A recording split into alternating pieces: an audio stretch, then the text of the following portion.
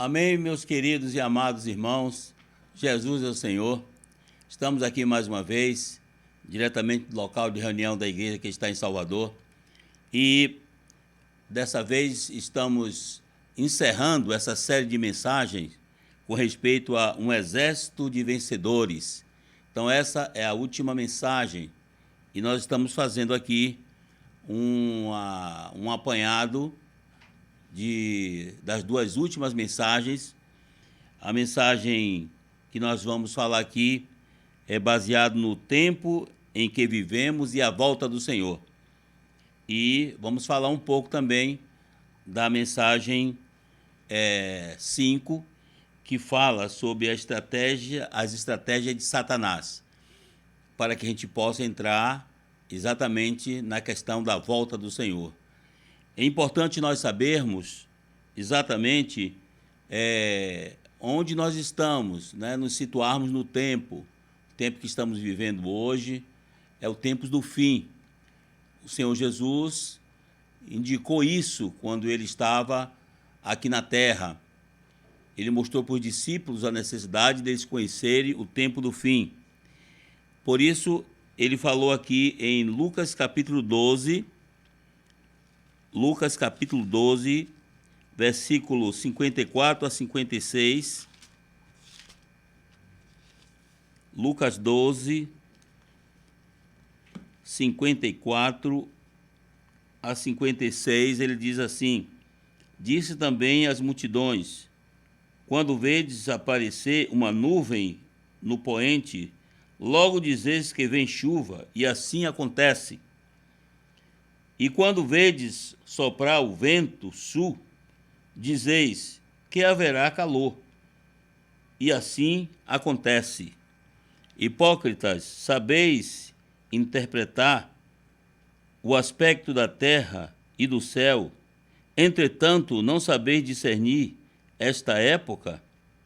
Então isso ele está mostrando que nós, como seres humanos, sabemos distinguir os tempos no sentido de quando vai chover, quando vai fazer sol, nós sabemos distinguir. Mas espiritualmente, nós precisamos também saber distinguir quando está próximo à sua volta. Ele deu sinais de quando ele estaria próximo para voltar mais uma vez a essa terra. Então nós não podemos viver como aqueles que não sabem quando é que o Senhor vai voltar, quando está próximo à volta do Senhor, porque Ele nos dá sinais. E aí nós queremos agora mostrar para vocês que o Senhor, Ele tem duas promessas que Ele precisa cumprir, porque foram promessas feitas quando Ele estava aqui na terra, e Ele falou isso para os seus seguidores, para os seus discípulos. A primeira promessa está em Mateus 16, 18. Ele falou que edificaria a sua igreja e as portas do Hades não prevaleceriam contra a igreja edificada. Essa é uma promessa que ele precisa cumprir. A igreja ainda não foi edificada nessa terra, ela precisa ser.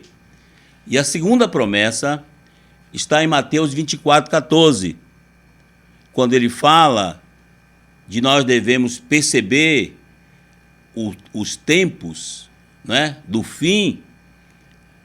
Ele também fala de muitos sinais: guerra, fome, peste, né, nação contra nação, reino contra reino.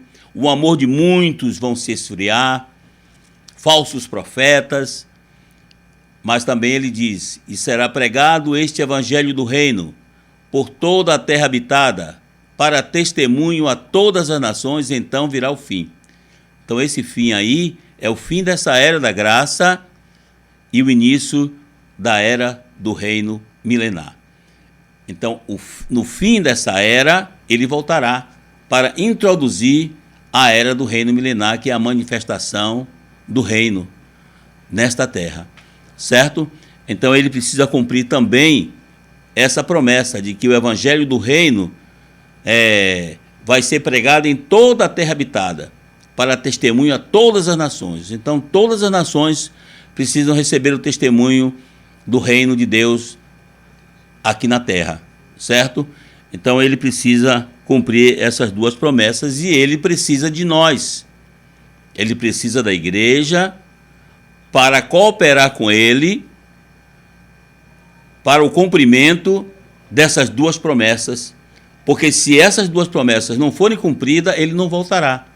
Então ele depende da igreja, ele depende de nós, ele depende de mim, depende de você, depende do exercício dos nossos dons, para que ele possa cumprir essas promessas e possa finalmente voltar a essa terra. E aí, quando ele voltar, ele irá arrebatar antes, na sua parousia, que é a sua volta secreta, ainda entre nuvens, ele vai realmente arrebatar os crentes vencedores que estiverem vivos. Por isso que ele diz ali em Mateus 24, um será tomado e deixado outro.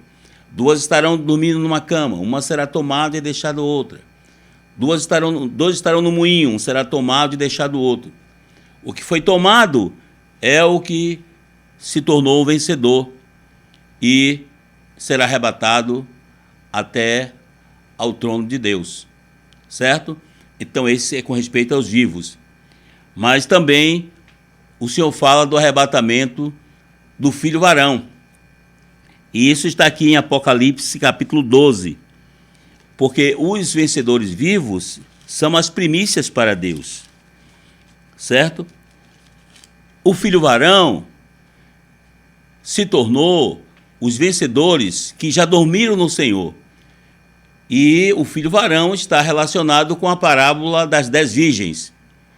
5 nécias, 5 prudentes. Então, as 5 prudentes que encheram as suas vasilhas de azeite, além de trazer azeite na sua lâmpada, que é o seu espírito, elas continham azeite na sua vasilha. Então, quando o noivo veio, elas entraram para as boldas, mas as nécias ficaram de fora. Então, esses são aqueles que dormiram no Senhor, mas dormiram com suas vasilhas cheias, ou seja, eles foram salvos na sua alma, eles tiveram a sua alma transformada, eles foram edificados na igreja. Eles cooperaram com a expansão do evangelho do reino. Eles viveram uma vida para cumprir o propósito de Deus. Eles viveram aqui para a economia de Deus, para fazer a vontade de Deus. Por isso, quando eles dormiram, não é? Que ele ali diz que essas virgens dormiram, essas virgens prudentes que dormiram, elas um dia vão acordar. E esse acordar está realmente relacionado com o capítulo 12 de Apocalipse, de um versículo 2 diz assim, que achando-se grávida, grita com dores de parto, sofrendo tormentos para dar luz. Então essa mulher vestida do sol é a igreja. E dentro da igreja está sendo formado filho varão. E a mulher está aqui sofrendo dores de parto e tormentos para dar luz. Enquanto o filho varão, que é composto por todos os vencedores, tanto do Velho Testamento quanto do Novo Testamento, enquanto esse filho varão está sendo formado, o dragão está em frente da mulher, que é a igreja, para devorar o filho quando nascer. É o que diz aqui no versículo 4. A sua cauda arrastava a terça parte das estrelas do céu, as quais lançou para a terra, e o dragão se deteve em frente da mulher, que estava para dar à luz, a fim de lhe devorar o filho quando nascesse. Então, hoje, esse grande dragão vermelho é Satanás, é o diabo. E ele tem a sua estratégia. Ele tem muitas estratégias para fazer com que o filho varão não nasça. Ele quer que o filho varão não nasça, ou seja, o número de filho varão não seja formado, gerado e arrebatado. Porque se isso acontece, o fim dele se torna breve, certo? abreviar-se-á os dias dele e o reino dele aqui na terra.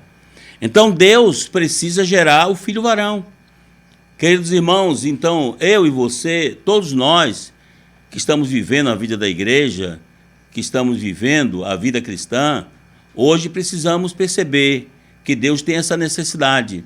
Ele quer edificar a sua igreja, ele quer expandir o evangelho do reino por toda a terra habitada, e todos que estiverem cooperando com esse fim, buscando fazer essa vontade do Senhor e buscando o Senhor, eles se tornarão ou um filho varão, que depois que a gente parte, que a gente dorme, não é? Então nos tornamos um filho varão, se dormirmos com a nossa vasilha cheia de azeite. Mas se o Senhor voltar e nos encontrar fazendo assim, não é?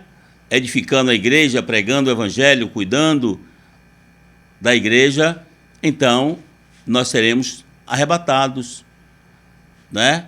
Então tudo isso depende do quê? Do nosso amadurecimento. Ou seja, nós precisamos crescer em vida. A vida divina que está em nós, que Deus depositou em nós, na nossa regeneração, precisa crescer. Nós não podemos continuar crianças vivendo a vida da igreja, vivendo a vida cristã, sem crescer em vida. Nós precisamos amadurecer, porque Jesus não vem colher frutos verdes, ele vem colher frutos maduros. Ele não vem se casar com uma esposa adolescente, ele vem se casar com uma mulher madura, com uma igreja madura, que tenha o seu nível, não é? Nós devemos alcançar a medida da estatura da plenitude de Cristo. Então isso depende de nós crescermos em vida e de nós cooperarmos com ele hoje, pregando o evangelho do reino. Por isso aqui, então, mostra que o dragão não está satisfeito. Ele não está preocupado com a mulher em si, ele está preocupado com o filho varão que será arrebatado, porque é o filho varão que vai lançar ele do céu para a terra.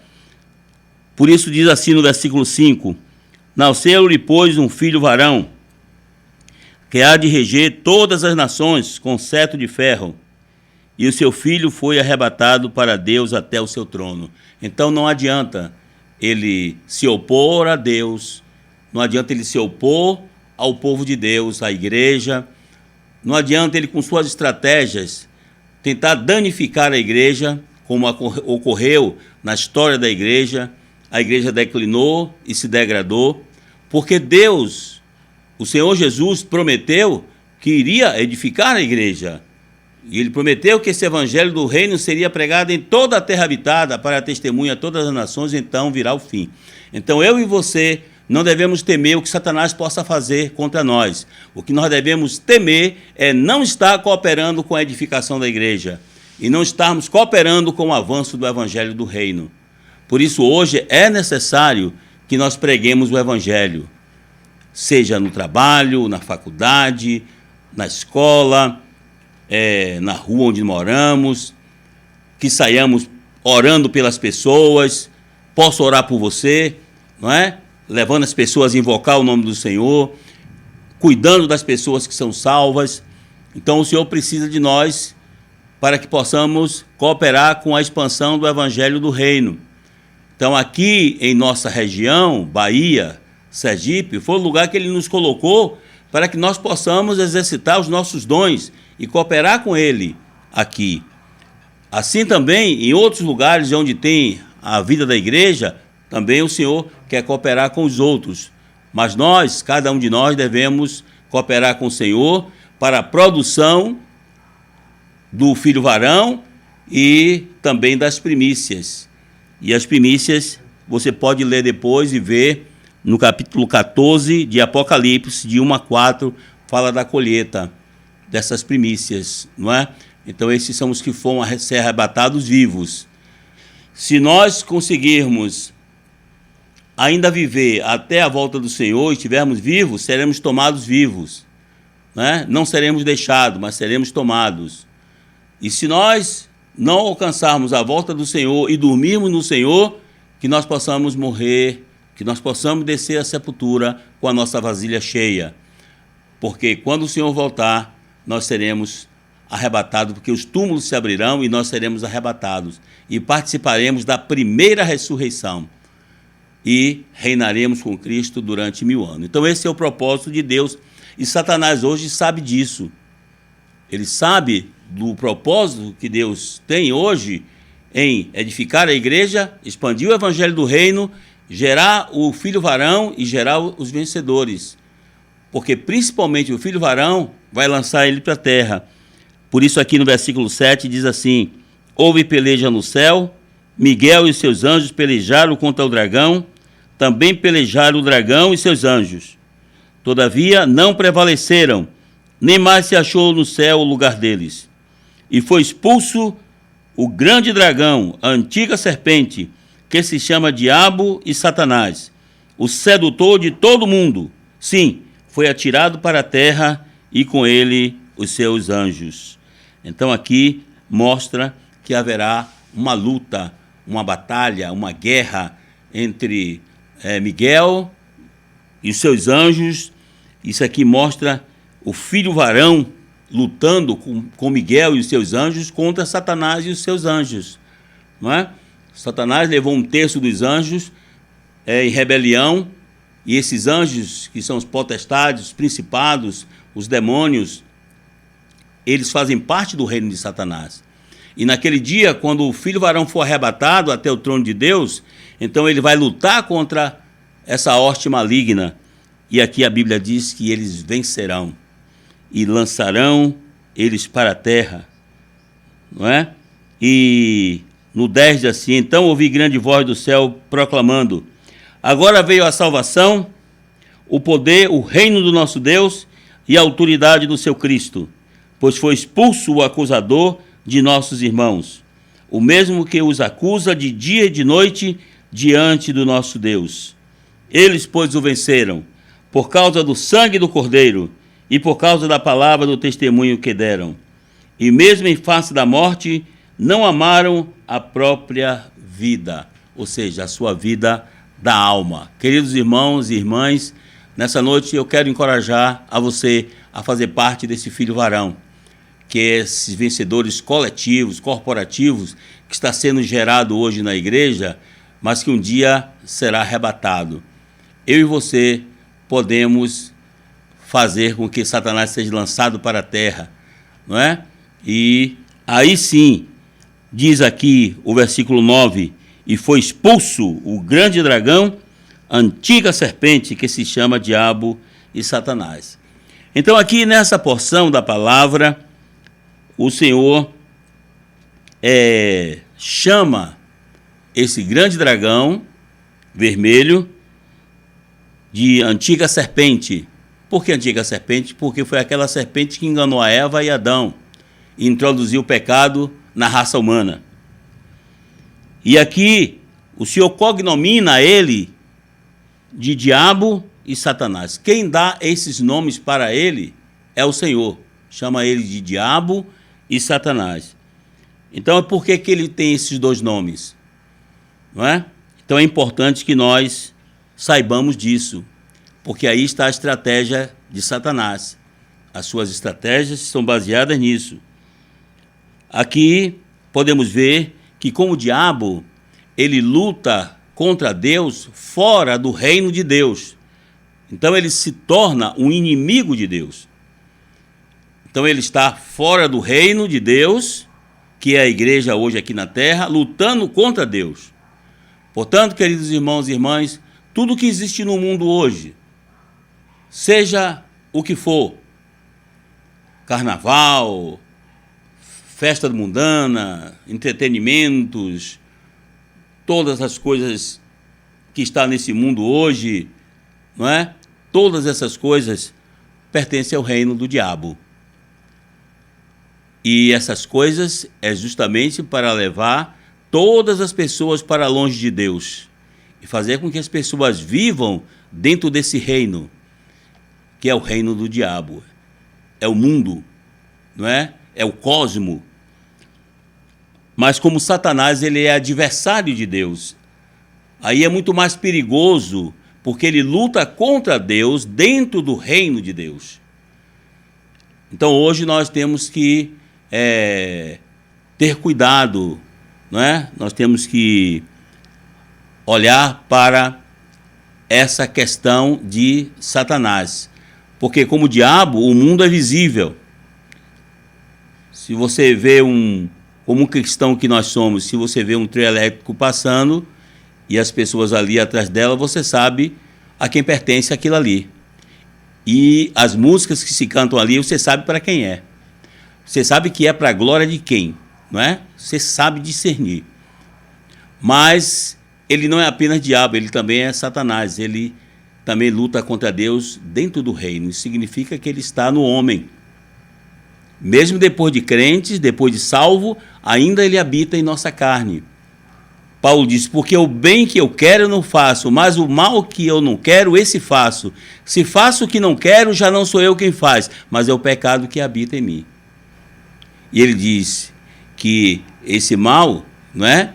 Isto é, na minha carne, não habita bem nenhum.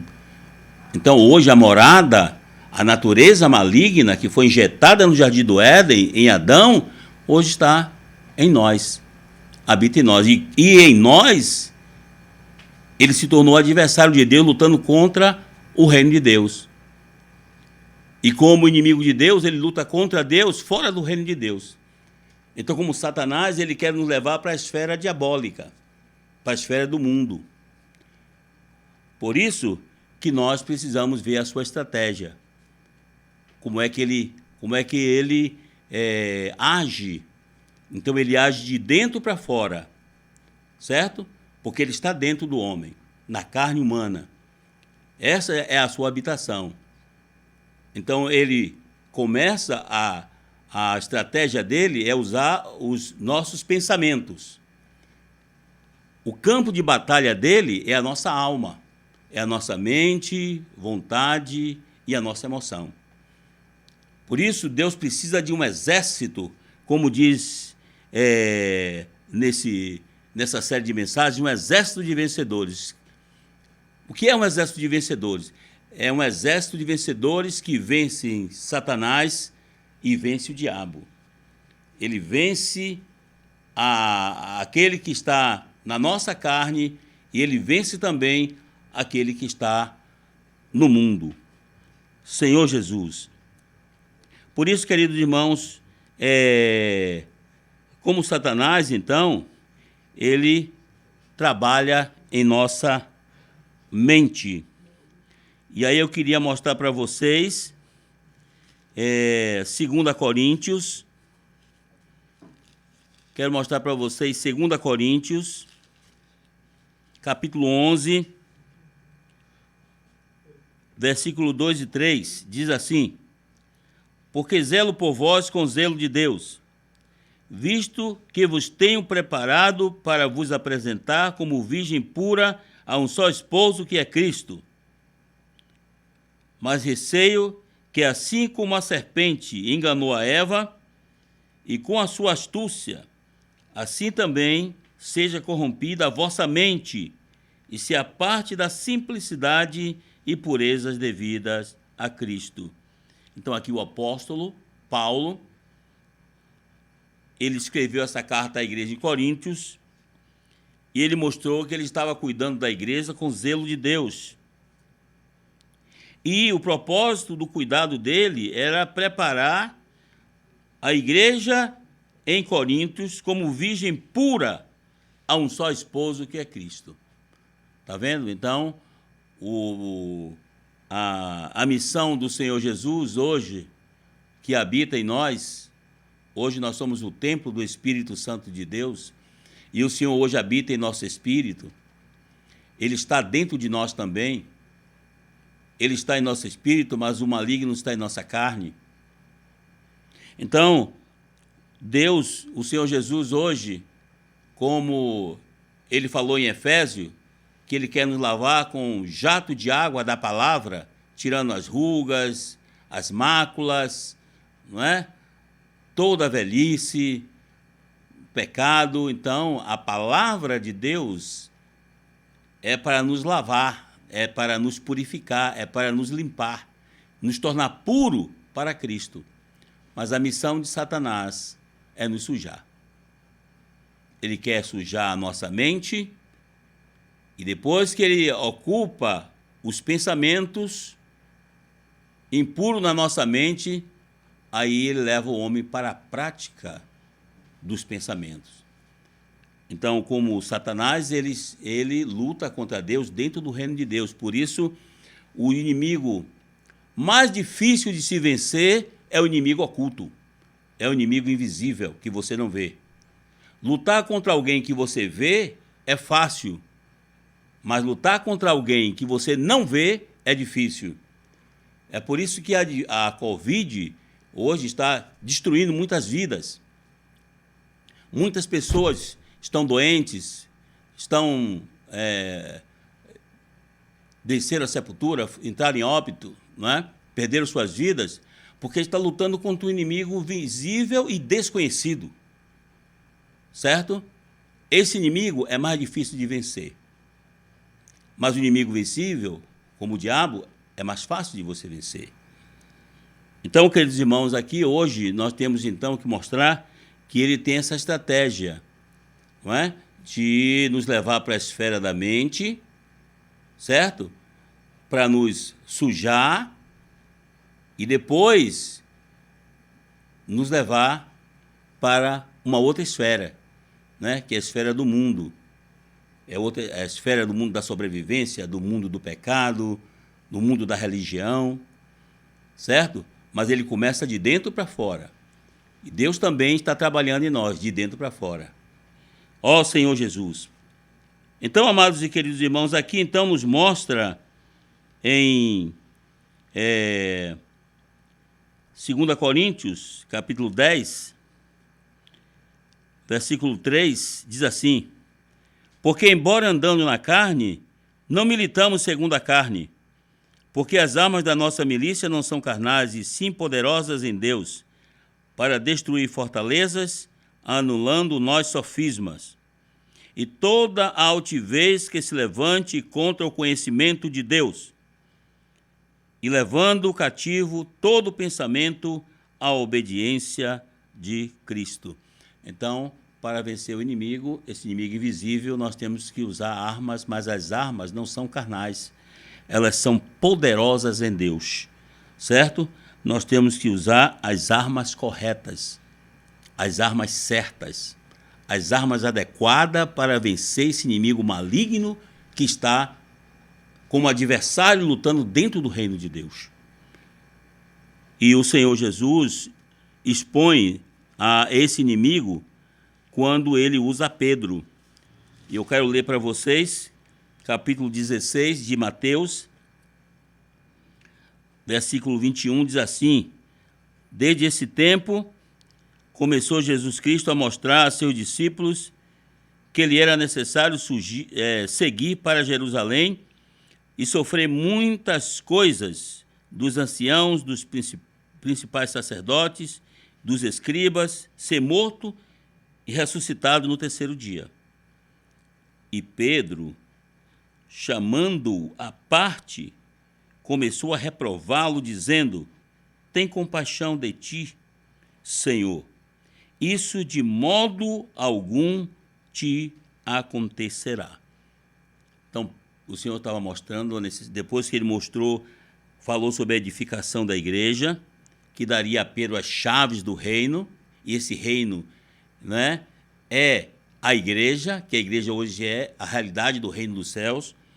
Então ele disse, para que isso ocorra, para que a igreja seja edificada, e você receba, Pedro, a chave do reino, para abrir, como ele abriu ali em Atos 2, quando ele pregou e 3.000 pessoas foram salvas, e depois na casa de Cornélio, quando ele também pregou e a família de Cornélio e os amigos de Cornélio foram salvos, que representam os gentios. Então, para isso acontecer, eu preciso sofrer, eu vou ser crucificado, mas eu vou ressuscitar no terceiro dia. Aí Pedro chamou ele e disse assim, e começou a reprová-lo, dizendo, tem compaixão de ti, Senhor, isso de modo algum te acontecerá. Então Jesus respondeu, mas Jesus, voltando-se, disse a Pedro, arreda, Satanás, tu és para mim pedra de tropeço porque não cogita das coisas de Deus, e sim das dos homens. Então, o Senhor Jesus, na verdade, não estava repreendendo Pedro, estava repreendendo Satanás. Aquelas palavras que aparentemente são boas, foram boas, alguém que queria cuidar de que o Senhor não sofresse, não fosse para Jerusalém, não passasse por essa aflição, por esse sofrimento, essa pessoa que queria essas coisas boas para o Senhor Jesus, na verdade, essas palavras vinham de quem? Vinham de Satanás. Quem injetou aquelas palavras na mente de Pedro foi Satanás. Portanto, o Senhor discerniu de onde vinham aquelas palavras, querendo desviar o Senhor do caminho da cruz. E se ele consegue desviar o Senhor do caminho da cruz, claro, a economia de Deus, o plano e o propósito de Deus seria frustrado. Porque o Senhor veio para isso, para morrer na cruz, redimir o homem, purificar o pecado do homem, ressuscitar no terceiro dia, como o Espírito entrar em nós, para poder fazer de nós a casa e a morada de Deus e a habitação de Deus, e nós sermos aqui na terra o reino de Deus, para chegar até os confins da terra, com a igreja como o reino de Deus, para que Deus seja glorificado nessa terra e Satanás seja envergonhado. Por isso, essa é a estratégia de Satanás, desviar o homem do plano e do propósito de Deus. E ele o faz através do quê? Dos pensamentos do homem. Por isso, nós vamos ver aqui que nós precisamos andar e viver no Espírito. Quando nós andamos e vivemos no Espírito, então nós não permitimos e fechamos a porta para Satanás. E a porta do Hades, então, não prevalece contra a igreja edificada. Ó Senhor Jesus. Então, amados irmãos, eu queria agora mostrar para vocês, já que nós estamos lidando contra um inimigo visível e um inimigo também que é invisível, mostrar a necessidade que nós temos para lançar mão dessas armas para vencer esse inimigo invisível.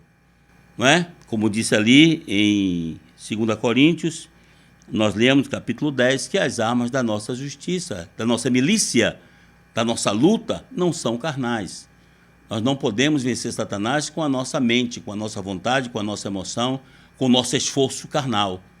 Nós só podemos vencê-lo com as armas corretas. E Deus nos deu essas armas corretas. Então são 3 armas. A primeira é a oração. A segunda é o Espírito. E a terceira arma é a palavra. Se você ler o livro de Atos, os apóstolos como Paulo, João, que foram chamados por Deus para pregar o Evangelho, eles enfrentaram muitas dificuldades, muita oposição, sofreram muito, mas eles venceram toda a oposição do inimigo, tanto do diabo como de Satanás. Eles venceram. E eles venceram por quê? Porque eles usaram as armas corretas. Eles usavam a oração, o Espírito e a palavra. São essas 3 armas que nós não podemos negligenciar. Se nós não somos pessoas de oração, se nós não temos encargo pela oração da igreja, se dia de quarta-feira você não está na reunião de oração, não tem encargo por oração, como você vai vencer Satanás? Então nós precisamos ser pessoas consagradas à oração. Precisamos ter orações pessoais, individuais com Deus, e precisamos estar na vida de oração corporativa, que é a igreja. Porque é disso que depende a nossa vida de vencedor. E eu quero mostrar para vocês essa necessidade em Marcos 14, 38.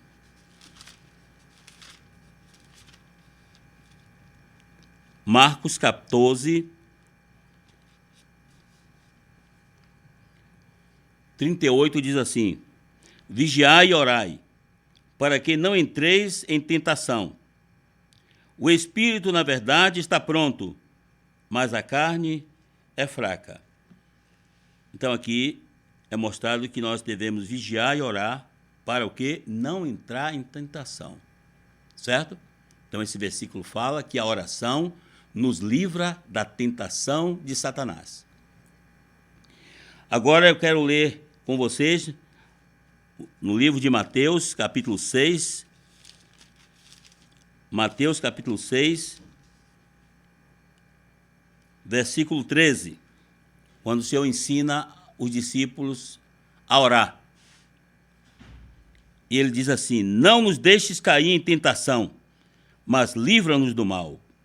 Pois teu é o reino, o poder e a glória para sempre. Amém. Então, o Senhor, quando está ensinando o discípulo a orar, ele ensina que nós devemos orar para que Deus não nos deixe cair em tentação. Então, a oração, a vida de oração, a consagração à oração, ela não só pode evitar de que você seja tentado por Satanás, Deus pode impedir de que ele nos tente, mas se nós somos tentados, também a vida de oração pode nos fazer permanecer firmes, vencer as tentações de Satanás, e nós não caímos em tentação. A questão é, como é que está a nossa vida de oração? Se nós somos pessoas que estamos constantemente tendo comunhão com Deus, orando no nosso viver diário, se nós temos encargo também pela oração corporativa da igreja, se nós somos realmente pessoas de oração, então podemos até ser tentados, porque todo homem, até Jesus, foi tentado, mas ele não caiu em tentação, ele venceu a tentação do diabo. Certo? Ó Senhor Jesus. Então é isso, irmão, a oração é importante para que vençamos o maligno. A outra coisa é o Espírito. Hoje, na igreja, como reino dos céus, Deus quer formar um exército, nós vimos, de vencedores. Mas esses vencedores, onde é que eles vencem Satanás e como? Eles vencem pelo Espírito. As armas da nossa milícia, nós vimos, não são carnais. Portanto, são espirituais. Então, o que é um homem espiritual? É uma pessoa que anda e vive no Espírito. E isso nós encontramos em Gálatas, capítulo 5.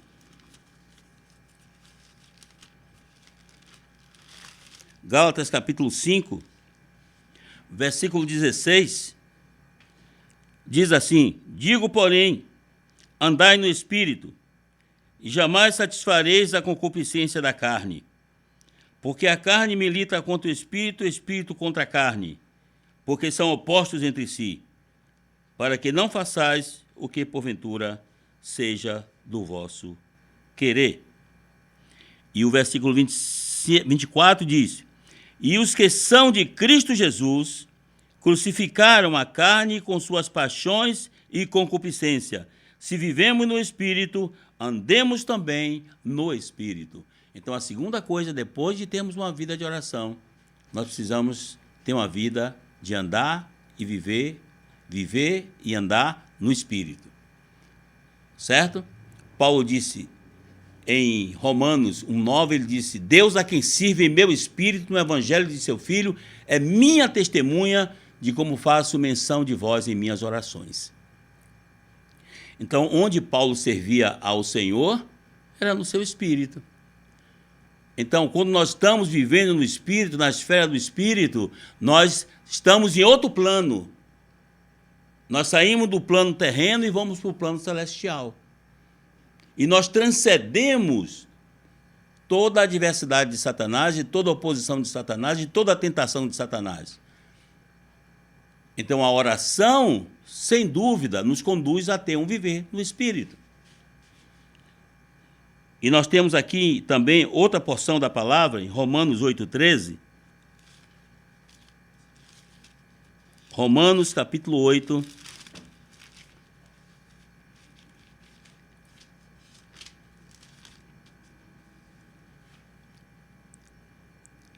Versículo 13. Porque se viverdes segundo a carne, caminhaste para a morte. Mas se pelo Espírito mortificardes os feitos do corpo, certamente vivereis. Está vendo? Então, pelo Espírito nós mortificamos os feitos do corpo. Nós falamos que Romanos 7, Paulo mostra que o pecado habita na carne, não é? Mas nós podemos neutralizar os feitos do pecado vivendo, exercitando o nosso espírito. E aí, por meio do espírito, nós mortificamos os feitos da carne. E aí, em vez de caminhar para a morte, nós caminhamos para a vida. É o que diz no versículo 6. Porque o pendor da carne dá para a morte, mas a do espírito para a vida e paz. Ou seja, esse versículo pode ser falado assim também. Porque a mente posta na carne dá para a morte, mas a mente posta no espírito é vida e paz. Está vendo? Então, quando nós voltamos a nossa mente ao espírito, quando nós invocamos, ó Senhor Jesus, e nos voltamos ao espírito, através da oração e através da palavra, queridos irmãos, aí nós podemos neutralizar os feitos da carne e Satanás é derrotado. Por isso que Jesus falou para Pedro, depois que ele falou, arreda Satanás, porque não cogita da coisa de Deus, mas sim da dos homens, ele disse assim, se alguém quer vir após mim, a si mesmo se negue, tome a sua cruz e siga-me. Porque quem quer salvar a sua vida, que é a vida da alma, perdê-la. Mas quem perder a sua vida por amor de mim, salvá-la. Certo?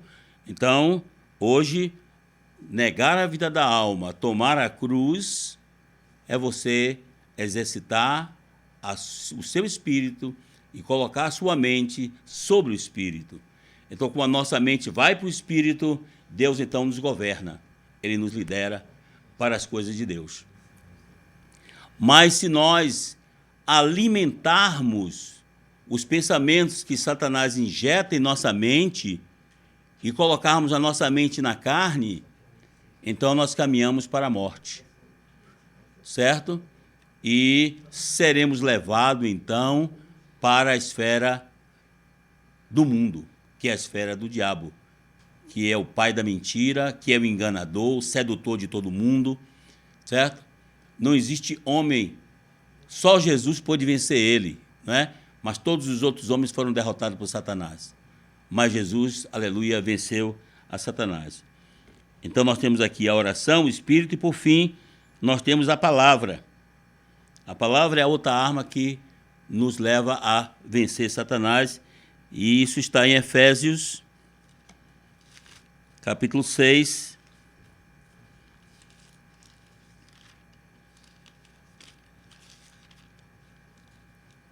Eu vou ler a partir do versículo 16, que diz assim: embraçando sempre o escudo da fé, com o qual podeis apagar todos os dardos inflamados do maligno. Tomai também o capacete da salvação e a espada do Espírito, que é a palavra de Deus. Com toda a oração e súplica, orando em todo o tempo no Espírito. E para isso vigiando com toda a perseverança e súplica por todos os santos. Então aqui é nos mostrado que nós precisamos tomar toda a armadura de Deus, e toda essa armadura de Deus, ela envolve a palavra. Até o versículo 16 diz, embraçando sempre o escudo da fé, com o qual podereis apagar todos os dardos inflamados do maligno. Então o escudo da fé, a fé vem de onde? A fé vem pelo ouvir a palavra de Cristo, a palavra de Deus. Certo? Então nós precisamos da oração, nós precisamos do Espírito e nós precisamos da palavra. Se nós formos pessoas consagradas à oração, ao Espírito e à palavra, certamente nós teremos vitória sobre Satanás e derrotaremos o diabo e não cairemos em tentação. Senhor Jesus, agora veremos o outro nome que o Senhor deu para eles, né? O Senhor chamou ele também de diabo. E como diabo, ele se torna o inimigo de Deus. Como eu falei, como inimigo de Deus, ele luta contra Deus, fora do reino de Deus. Podemos fazer uma analogia simples assim. como inimigo, ele luta fora do reino de Deus. É como jogadores de vôlei, né? Que tem a rede, mas cada um fica no seu campo. Um não entra no campo do outro. Um não entra na esfera do outro.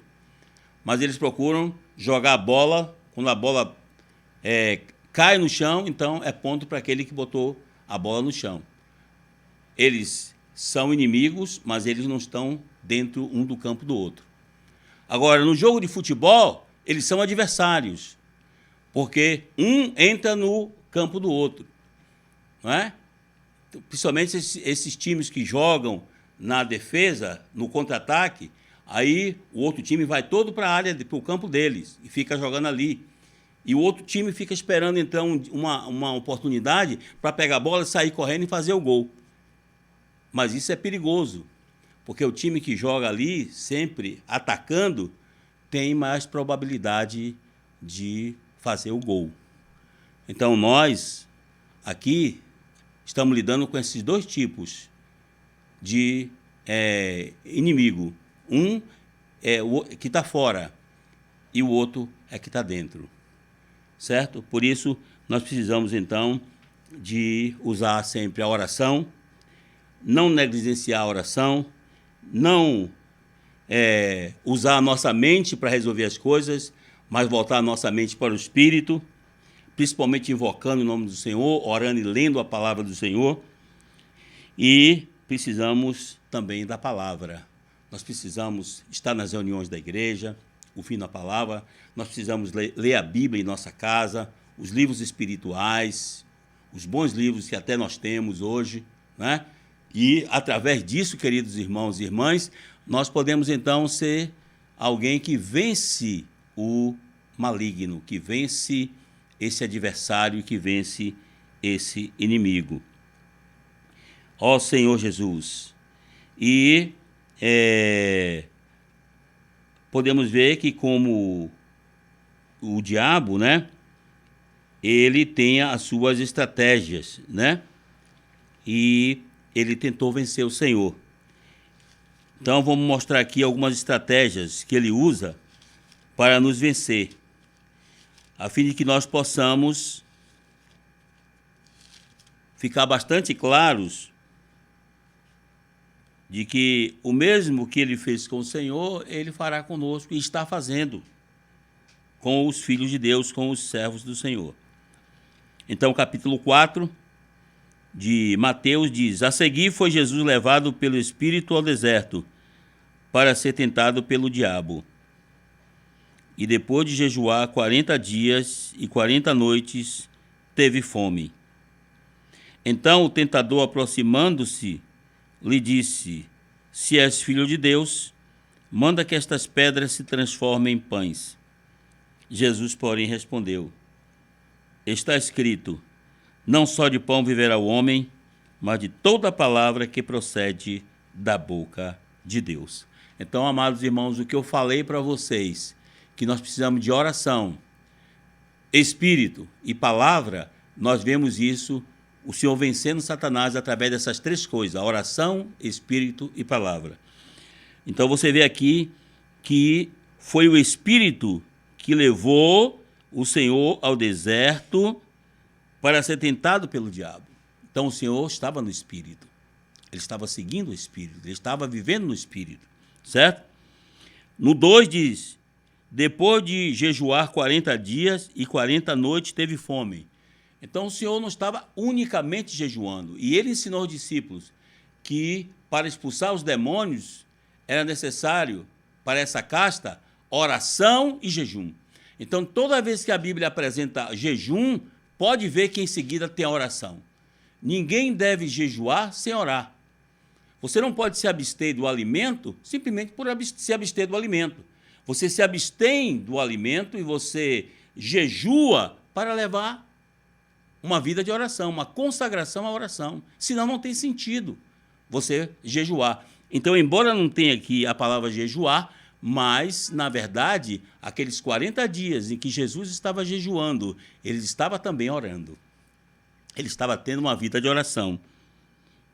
E, por fim, no versículo 4, quando o inimigo apareceu para tentá-lo com respeito a subsistência, né? Que é o alimento, e ele precisava do alimento porque ele estava 40 dias sem comer, ele sentiu fome.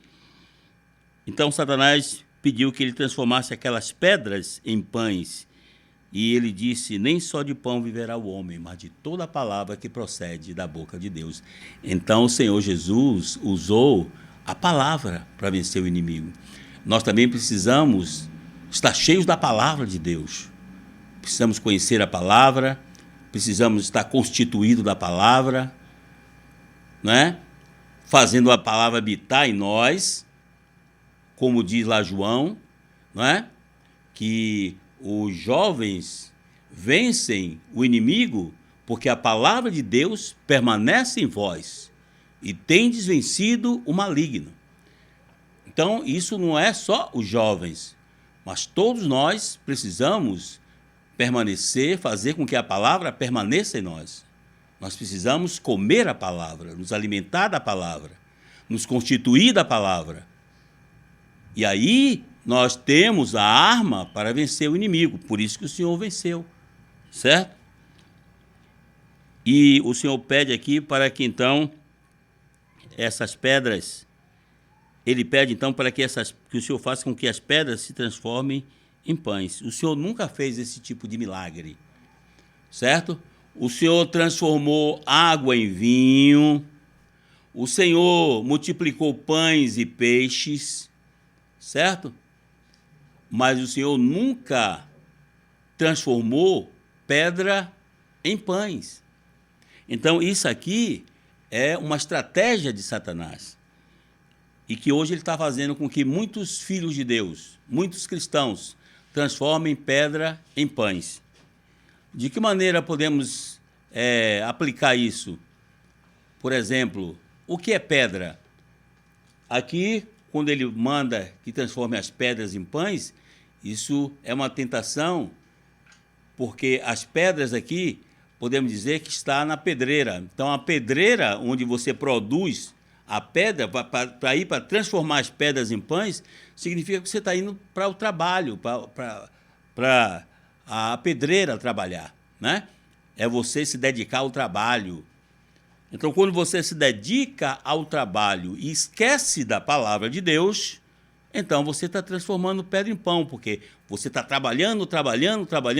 Tem cristão, tem pessoa que tem 2, 3 empregos, mas não tem tempo para estar na reunião, não tem tempo para ler a Bíblia, não tem tempo para orar, certo? Está preocupado com a sua família, está preocupado com o seu futuro, preocupado com a sua subsistência. E aí, às vezes, vai só a reunião, só dia de domingo para a reunião. É aquele crente que você encontra ele só dia de domingo e olhe lá. Certo? Então, essa pessoa está fazendo o quê? Está transformando pedra em pão. Ou seja, está dedicando o seu tempo praticamente todo para o trabalho, né, a fim de obter a sua subsistência. Mas ele não tem tempo para a palavra de Deus. Certo? Tem dificuldade de ir para uma conferência, tem dificuldade de ir para as reuniões da igreja, às vezes consegue ir para uma reunião só, e normalmente dia de domingo, e o resto do dia é transformando pedra em pães, é preocupado com a sua subsistência. Então, graças ao Senhor, essa luz, essa estratégia de Satanás aqui foi desvendada. Nós não podemos transformar a pedra em pães, e nem devemos. Na verdade, quem nos supre é o Senhor. O Senhor é que nos supre com pão, o Senhor é que nos supre com alimento, o Senhor é que cuida da nossa subsistência, não é? O Senhor Jesus foi um homem que viveu totalmente por fé, certo? Viveu completamente pela fé. Ele nunca dependeu de trabalhar para subsistir. Ele até certo ponto, ele era carpinteiro, né? Mas você vê uma pessoa completamente consagrada ao Senhor. Então, irmão, nós podemos trabalhar, podemos estudar, podemos nos formar, podemos constituir família, cuidar de nossos filhos, cuidar da nossa vida familiar, mas nós não podemos esquecer da vida da igreja, da palavra de Deus. A palavra de Deus está em primeiro lugar e deve ter prioridade na nossa vida. Se tem alguma coisa que está nos afastando da palavra de Deus, nós precisamos afastar isso da nossa vida, porque isso não é de Deus, certo? Ó Senhor Jesus. Então, essa é a primeira estratégia, né, do diabo, né? Para enganar o homem, ele utiliza as necessidades básicas do homem, que é para a sobrevivência. E quanto a isso, eu quero dar aqui o exemplo. Por exemplo, Abraão desceu ao Egito, por quê? Por causa da comida. Teve fome, ele foi para o Egito e ali ele foi envergonhado. Depois foi Jacó. Aí Jacó também, quando teve fome, foi para o Egito. E lá estava José, que o supriu, não é? No Egito. Então, assim, desceu também para o Egito. Saiu de Canaã e foi para o Egito. E o outro caso de alguém que foi enganado por Satanás foi Esaú. Tinha o direito de primogenitura, tinha a carta de vencedor, tinha a coroa de vencedor, mas resolveu trocar por um prato de lentilha, pela comida. Chegou com fome, cansado, e Jacó negociou com ele e ele vendeu o seu direito de primogenitura. Isso é uma estratégia de Satanás. Hoje, Satanás está usando muito essa estratégia para enganar os filhos de Deus, a darem prioridade para o trabalho, para a escola, para a família, e deixar a igreja, deixar o reino de Deus, deixar as coisas, a palavra de Deus, em último lugar. Isso é um grande erro, isso é uma grande tentação, e é aí que as pessoas caem em tentação. Senhor Jesus, por isso o Senhor, em Mateus capítulo 6, versículo 25 e 26, ele diz: por isso vos digo, não andeis ansiosos pela vossa vida, quanto ao que haveis de comer, de beber, nem pelo vosso corpo, quanto ao que haveis de vestir. Não é a vida mais do que o alimento, e o corpo mais do que a veste? Observai as aves do céu, não semeiam, não colhem, nem ajuntam em celeiro. Contudo, o vosso Pai Celestial as sustenta. Porventura não valeis vós muito mais do que as aves? Está vendo? Então o Senhor mostra que o Senhor cuida de nós. Não devemos estar ansiosos por ganhar muito dinheiro para poder cuidar do nosso futuro. O Senhor cuida de nós dia a dia, certo? E aqui no versículo 31 diz: portanto, não vos inquieteis, dizendo: que comeremos, que beberemos, ou com que nos vestiremos? Porque os gentios é que procuram todas essas coisas, pois vosso Pai Celeste sabe que necessitais de todas elas. Buscai, pois, em primeiro lugar o seu reino e a sua justiça, e todas essas coisas vos serão acrescentadas. Então, o Senhor aqui nos encoraja, não é? Nos adverte a buscar em primeiro lugar o reino de Deus e a sua justiça. E a comida, a veste, a bebida, a casa, a moradia, certo? Essas coisas Deus acrescenta. Então Deus quer ver o coração de um vencedor que, em primeiro lugar, busca o reino de Deus. E temos aqui também a outra tentação, estratégia de Satanás. Versículo 5 diz: então o diabo o levou a uma cidade santa, colocou-o sobre o pináculo do templo e lhe disse: se és filho de Deus, atira-te abaixo, porque está escrito: aos seus anjos dará ordem a teu respeito, que te guardem, e eles te sustentarão nas suas mãos, para não tropeçarem em alguma pedra. Respondeu-lhe Jesus: também está escrito. Então aqui agora a estratégia do diabo é levar a ambição religiosa de muitos que querem glória para si. Levou ele ao mais alto lugar do pináculo do templo. O pináculo do templo, né?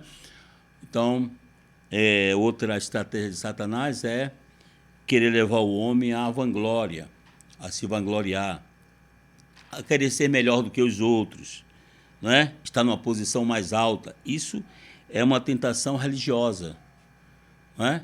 Então, na vida da igreja, nós, graças a Deus, somos levados a ser servos. Nós queremos, como Jesus fez, lavar o pé uns dos outros. E o Senhor Jesus falou que quem quiser ser o maior, seja aquele que vos sirva. Então, hoje na igreja, o que nós queremos é levar os irmãos a servirem ao Senhor, né? Servir na unidade, na unanimidade, com simplicidade, singeleza de coração. Ninguém quer ser maior nem melhor do que ninguém, mas nós queremos, nesse exército, servir junto com os irmãos, edificar a igreja, expandir o evangelho do reino para poder cumprir o propósito do Senhor. Então, no mundo religioso, a gente vê muito isso aí fora, né? Sempre alguém quer ser maior do que alguém, quer ter um nome acima do outro. Mas aleluia, porque no reino de Deus é diferente, não é? O maior é o que serve e o menor é o que é servido. Então hoje nós temos que aprender a servir os irmãos na igreja.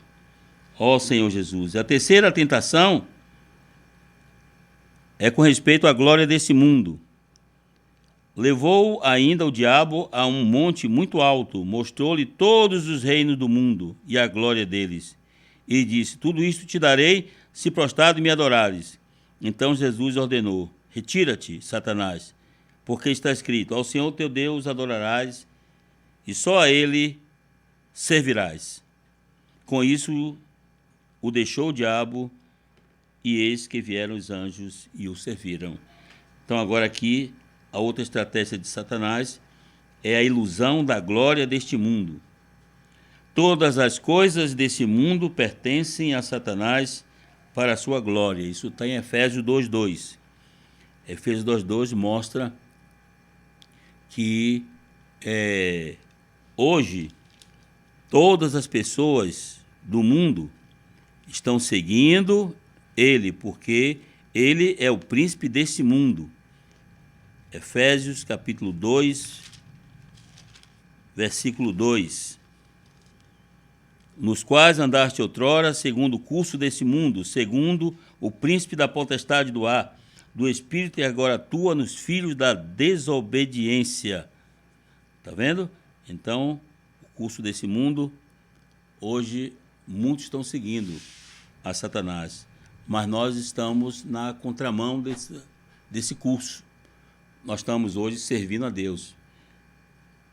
E toda a glória desse mundo foi entregue a ele mesmo. Quando ele se rebelou contra Deus, Deus o julgou, lançou ele para a terra, e ele ficou agora aqui na terra. Depois que ele enganou Adão e Eva, ele estabeleceu o seu reino nessa terra, e essa terra agora tem um reino que é o reino deste mundo, não é?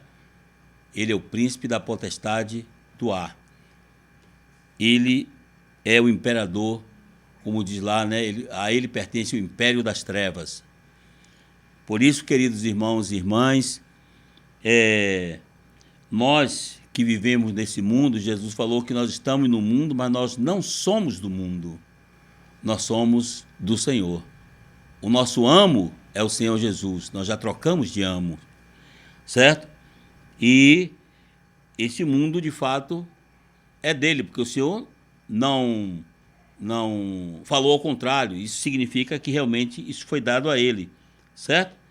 Ele é o reino desse mundo, mas um dia, conforme Apocalipse, o reino desse mundo se tornará do Senhor e do seu Cristo, e ele reinará pelos séculos dos séculos, tá ok? Então, o Senhor, ele está voltando. Como eu falei no início, ele precisa edificar a sua igreja, expandir o evangelho do reino, e quando ele voltar na sua parousia oculta, ele pretende nos arrebatar. Ele vem buscar os vencedores, certo? E esperamos que eu e você estejamos no meio desses vencedores. Se não formos primícias para ser arrebatados vivos, não der tempo, que nós possamos fazer parte do filho varão. Ninguém pode ser vencedor morto se não for quando estiver vivo. Então nós temos que aproveitar hoje a oportunidade, enquanto estamos vivos, e precisamos pregar o evangelho, cuidar da igreja, cuidar da nossa vida espiritual, nos consagrar mais à oração, ao ministério da palavra de Deus, e também andar e viver no Espírito. Se nós praticarmos, usar essas 3 armas, nós permaneceremos firmes e inabaláveis e sempre abundantes na obra do Senhor. Que o Senhor nos abençoe e até a próxima, se Deus assim permitir. Amém. Jesus é o Senhor.